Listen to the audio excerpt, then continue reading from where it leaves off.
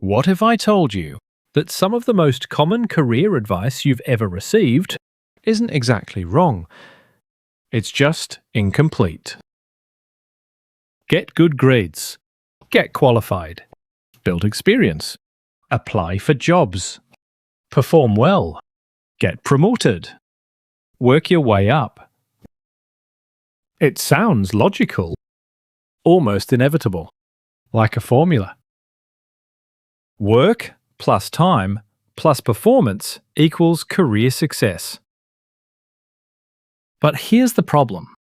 If that formula actually worked the way we were taught, why are so many capable people doing everything right and still getting nowhere? Why does one person work for years and remain invisible, while another seems to move forward effortlessly? Why does a highly qualified candidate lose to someone with less experience? Why does a perfect CV fail to produce interviews? Why does exceptional performance sometimes produce no promotion? Why do some people discover opportunities before they're advertised, while others discover them after they've already been filled? And perhaps the most uncomfortable question of all, what if the career ladder we've been taught to climb isn't actually the system we're living in?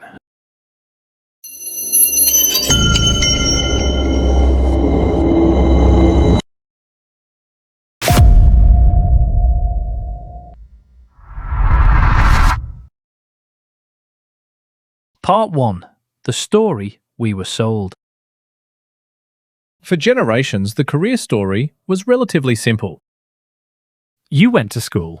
You got qualified. You found a job. You worked hard. You gained experience. You moved upward. Your salary increased. Your responsibilities increased. And eventually, you reached the top.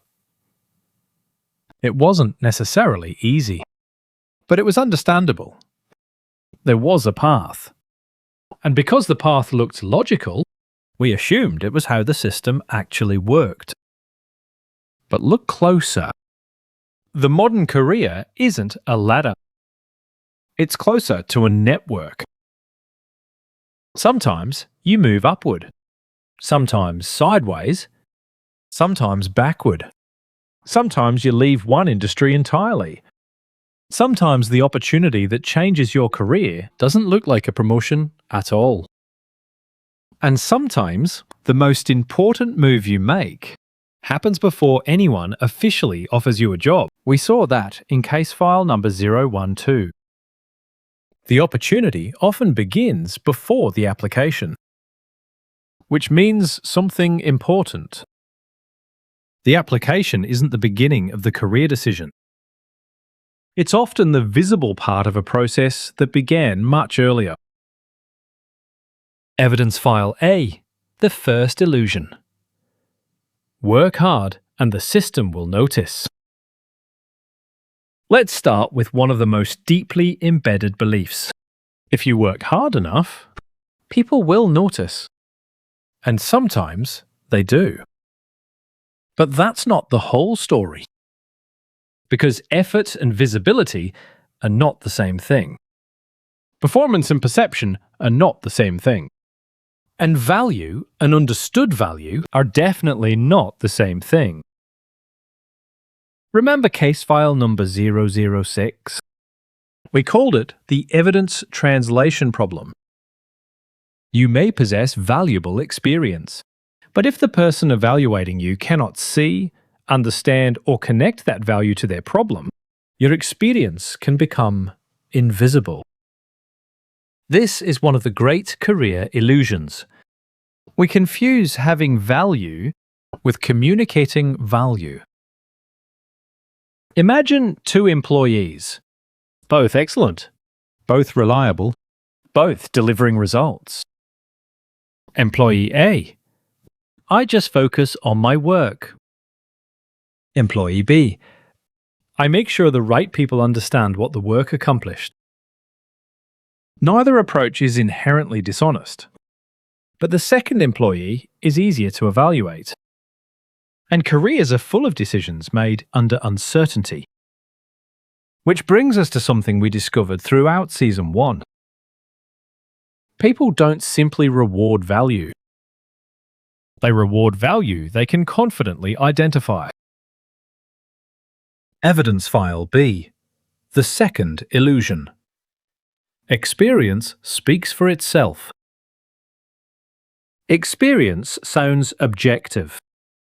5 years, 10 years, 15 years. But experience isn't automatically evidence of capability. It's evidence that something happened for a certain amount of time.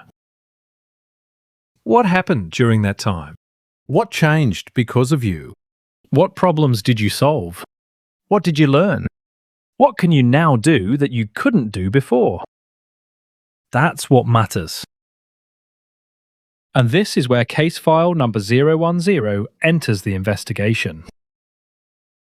Remember the comparison trap? Candidates look at someone who got the job and ask, what does that person have that I don't? But the more useful question is, what evidence did that person make easier for the employer to trust? That's different. Evidence file C. The third illusion. More qualifications equals more opportunity. We have been taught to accumulate credentials. And credentials absolutely matter. But at some point, the question changes. Not, what else can I learn? But, what problem can I solve? This distinction is crucial because the labour market doesn't reward knowledge in isolation. It rewards useful capability. And useful capability becomes valuable when it solves a problem someone actually has. That's why someone with fewer qualifications can sometimes outperform someone with more. Not because qualifications don't matter, but because relevance matters too. The person with the largest toolbox isn't automatically the most useful person in the room. The person who knows which tool solves the problem might be. Evidence file D.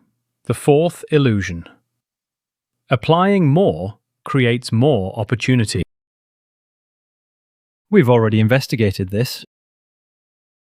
Case file number 001. 427 applications, 0 interviews. The conventional logic says, apply more, increase your odds. Keep going. But volume cannot compensate indefinitely for a broken strategy. That's the activity trap we explored in case file number 008. When results don't appear, we often increase activity. More applications, more courses, more networking, more content, more hours, more everything. Because activity feels like progress. But sometimes activity is simply movement. You can become extremely busy without getting any closer to the outcome. And that's one of the most dangerous career illusions. Because it feels productive. Evidence file E. The fifth illusion. The best person gets the opportunity. This one is uncomfortable. Because we'd like hiring to be a meritocracy, where the objectively best candidate wins. But hiring isn't a laboratory. Humans make hiring decisions. Humans have limited information. Humans use shortcuts. Humans assess risk. Humans interpret signals. Humans compare candidates. Humans make judgments. Which means the person who gets selected isn't necessarily the person who is objectively best. It's the person the organisation believes is the best decision. Those aren't always the same thing. The CareerHack breakthrough. And now we can see the pattern. Hard work matters. Experience matters. Qualifications matter. Applications matter. Performance matters. But none of them operate in isolation. They operate inside a system. A system involving visibility, trust, relevance, positioning, timing, perception, relationships, and proof. That changes everything. Part 2. The career system we actually live in. Think about a career differently, not as a ladder. Think of it as an ecosystem. Your skills connect to problems. Problems connect to organizations. Organizations connect to people. People connect to opportunities.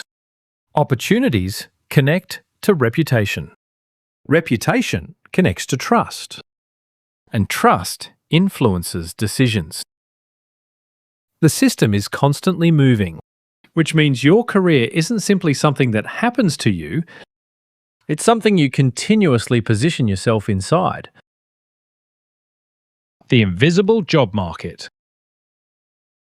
This is where the phrase hidden job market becomes interesting.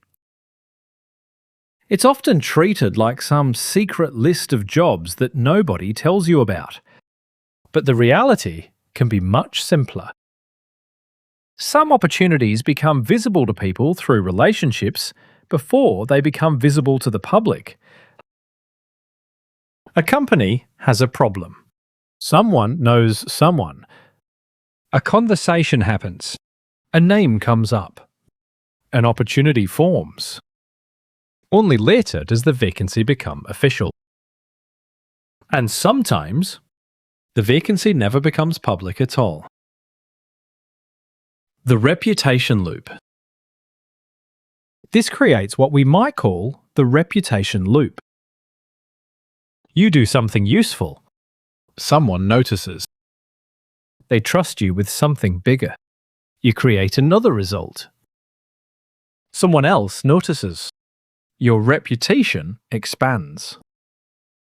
Your access to opportunities increases.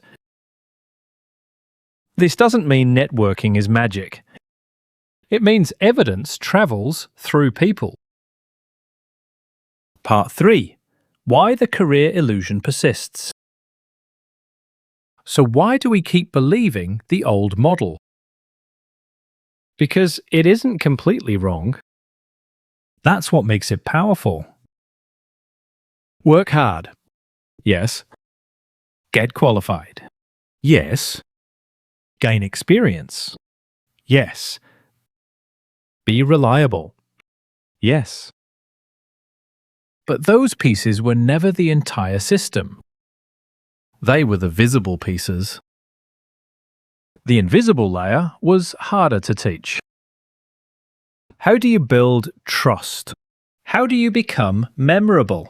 How do you communicate value? How do you position yourself? How do you develop relationships without becoming transactional? How do you identify problems worth solving? How do you become the person people think of when those problems appear? Those questions don't fit neatly into a classroom, but they shape careers. The dangerous consequence. And this is where the career illusion becomes dangerous. Because when the system doesn't respond, we blame ourselves. Maybe I'm not good enough. Maybe I need another qualification. Maybe my CV is terrible. Maybe I need more experience. Maybe I need to apply to more jobs. Maybe everyone else is better than me. And suddenly, a systems problem becomes an identity problem. CareerHack principle. Don't autopsy the person before you autopsy the system. That's why we called this series Career Autopsy. Not because careers are dead, but because symptoms can be misleading. A rejection isn't always evidence of incompetence. A promotion isn't always evidence of superiority. An interview isn't always evidence that you're the strongest candidate.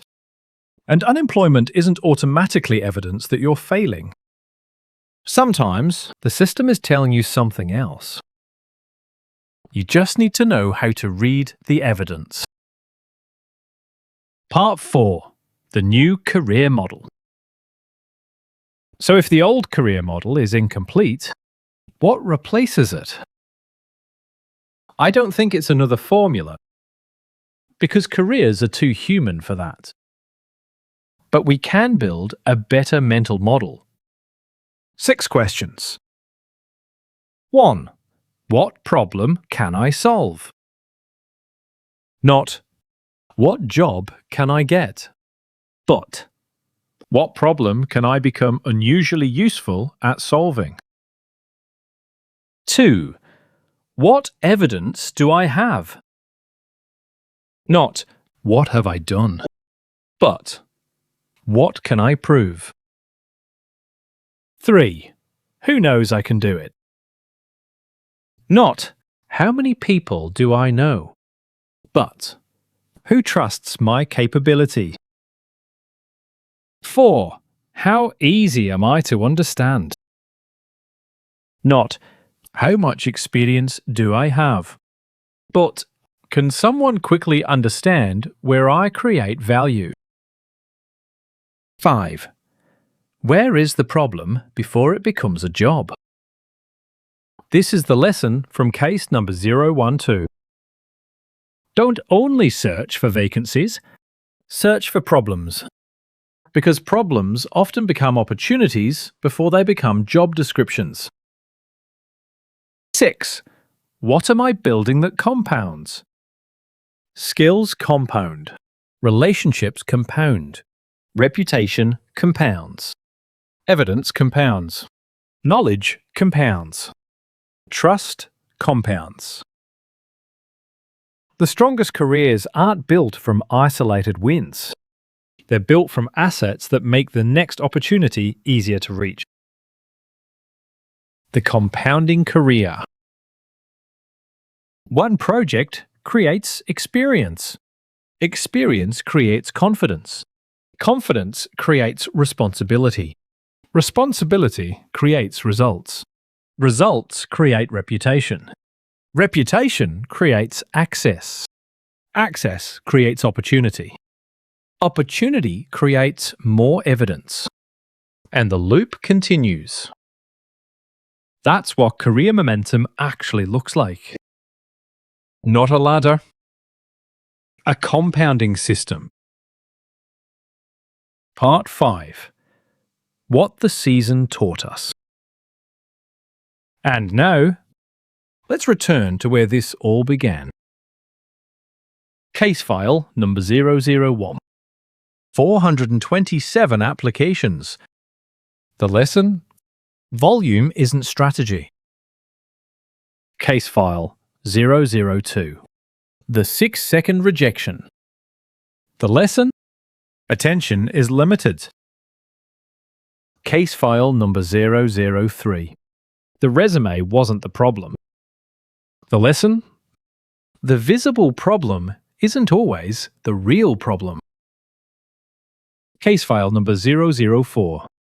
The graduate with no experience. The lesson? Potential needs evidence. Case file number 005. The job application black hole. The lesson? Silence isn't always failure. Case file number 006. Experience isn't getting interviews. The lesson? Experience has to translate. Case file number 007. The hidden mistake that makes you look unqualified.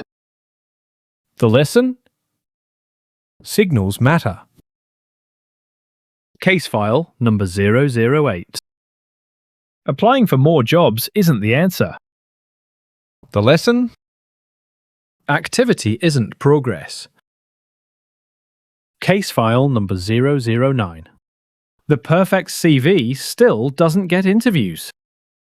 The lesson? Perfection can't compensate for poor positioning. Case file number 010. Qualified candidates losing to less experienced applicants. The lesson? Comparison hides the real variables. Case file number 011. The hidden hiring framework. The lesson? The cases were connected. Case file number 012. The opportunity before the application. The lesson? The hiring decision often begins before the application.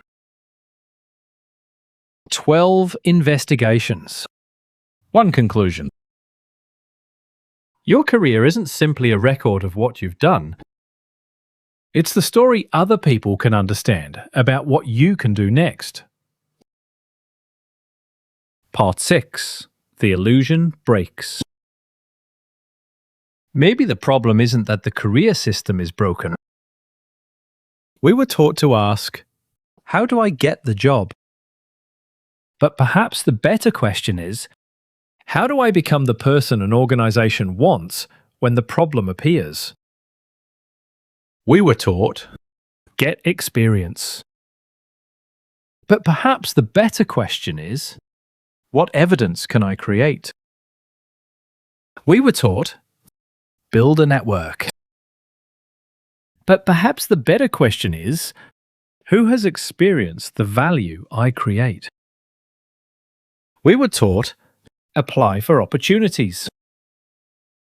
But perhaps the better question is, how do I position myself before the opportunity appears? That is a completely different way of thinking about a career.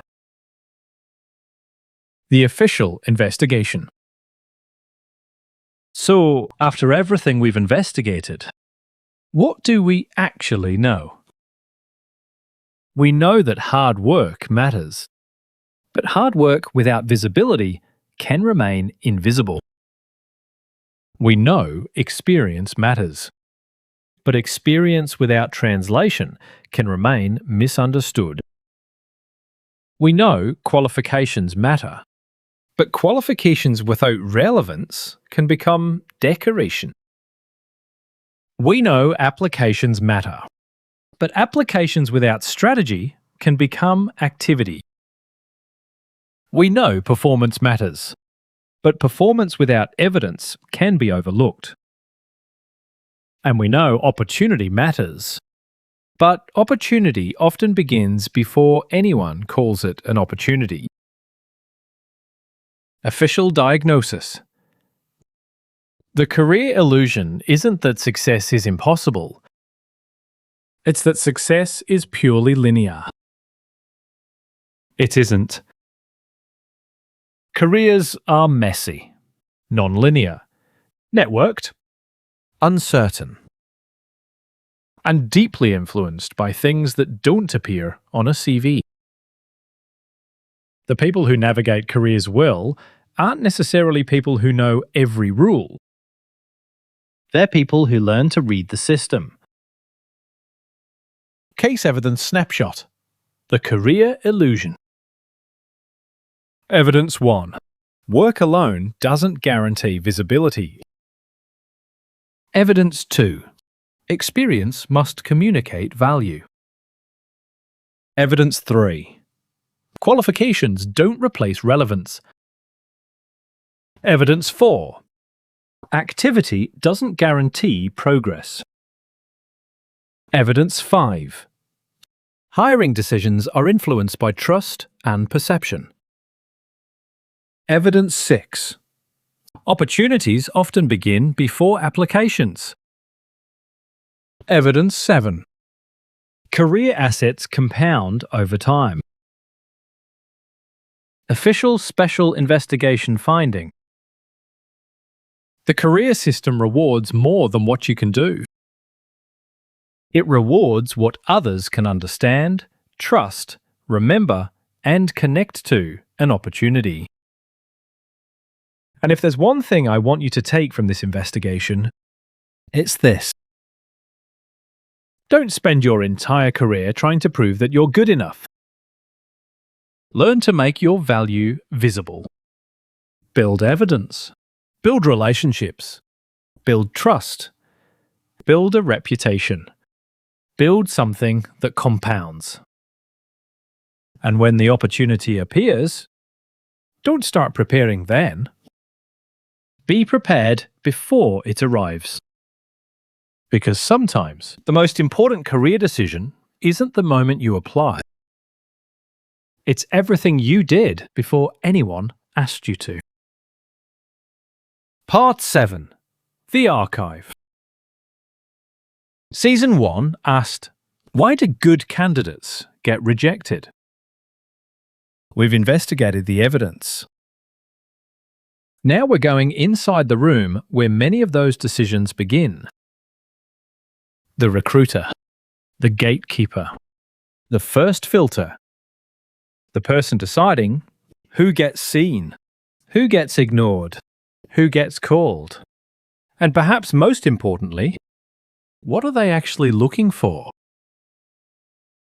Final word. The investigation isn't over. We've only moved deeper into the system. The CareerHack Investigation Universe. Evidence over assumptions.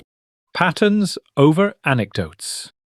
Truth over convenient advice. Get ahead, stay ahead.